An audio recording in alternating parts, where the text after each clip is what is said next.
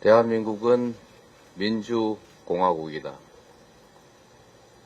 주권은 국민에게 있고 모든 권력은 국민으로부터 나온다. 국민 대다수가 상식적으로 알고 있는 대한민국 헌법 제1조입니다. 대정부 질문 질의응답 과정에서 명색이 대한민국 국무총리인 분이 헌법 제1조 1항을 물으니 답을 하지 못했습니다.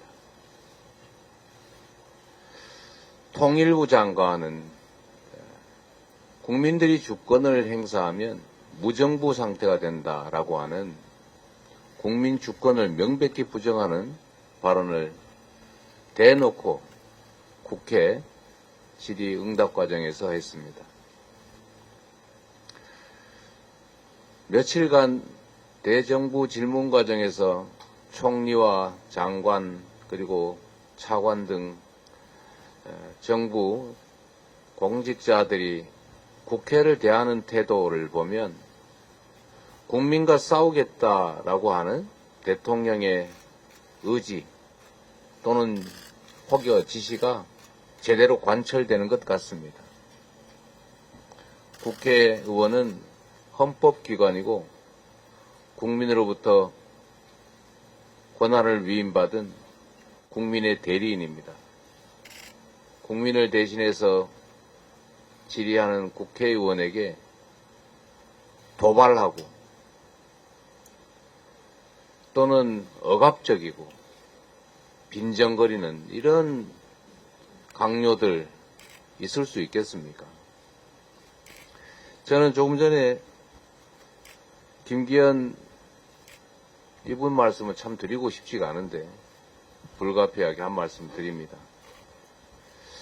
김기현 국민의힘 대표께서 언론 보도 하나를 두고 국가반역의 사형감이라고 했다는데 저는 이게 정말로 황당무계한 제대로 된 교육을 받은 사람인지 의심스러운 발언이긴 하지만 무언가 일맥상통하는 게 있다는 생각이 듭니다.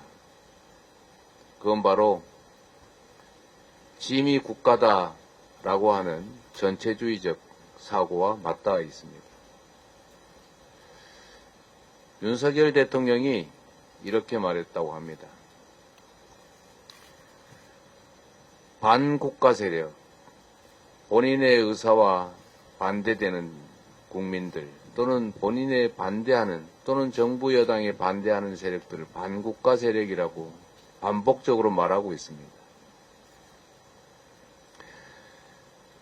본인에 반하는 세력이 반국가 세력이고 또 김기현 대표가 말하는 것처럼 지금의 여당 대통령 후보를 비판한 언론이 국가 반역이라면 결국은 국가는 무엇입니까? 저는 그 발언들 속에 대통령이 곧 국가다. 윤석열 후보가 곧 국가다. 이런 사고가 배어 있다고 생각합니다. 지금 정부 여당이 그리고 대통령실이 국민을 이 나라의 주권자가 아니라 지배 대상으로 통치의 대상으로 여기고 선거 때 표나 찍지 가만히 있어라 경제가 나빠도 민생이 무너져도 한반도의 평화의 위기가 와도 민주주의가 파괴돼도 그저 가만히 있으라 너희들은 지배의 대상일 뿐이니까 이렇게 말하는 것 같습니다.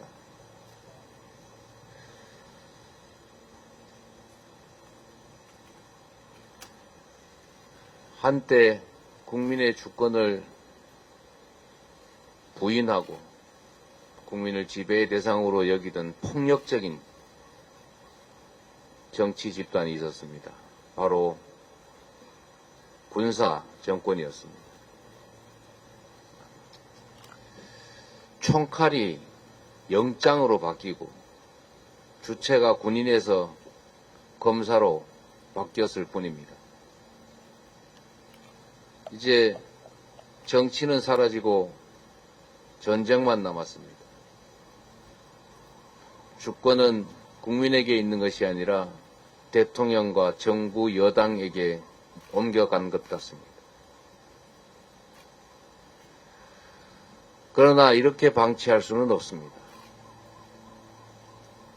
언제나 역사 속에서 나라의 위기는 위정자가 아니라 백성들이, 국민이 구했던 것처럼 이 나라의 민주주의 위기, 민생의 위기, 경제의 위기, 평화의 위기도 우리 국민들이 이 나라의 주권자가 나서서 지켜내야 합니다.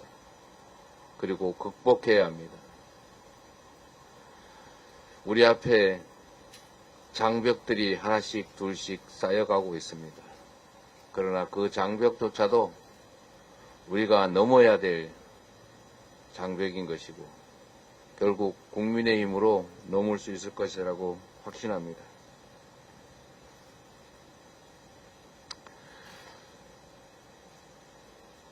양평 고속도로 종점을 바꾼 것과 관련한 우리 국토부 장관, 잼버리 사태에 관한 여가부 장관, 지금 해병 사건, 해병 사망 사건을 은폐하는 국방부 장관, 국민을 무시하고 국회를 조롱하는 총리, 멀쩡한 장관과 총리가 찾기 쉽지 않습니다. 대통령은 민주주의 파괴, 민생 파괴, 그리고 한반도 평화 파괴 행위에 대해서 국민에게 사죄하고 지금까지 해온 국정 방향을 전면 전환해야 합니다. 그리고 총리를 포함한 내각이 총사퇴하고 이 사태에 책임을 지면서 새로운 방향을 모색해야 합니다.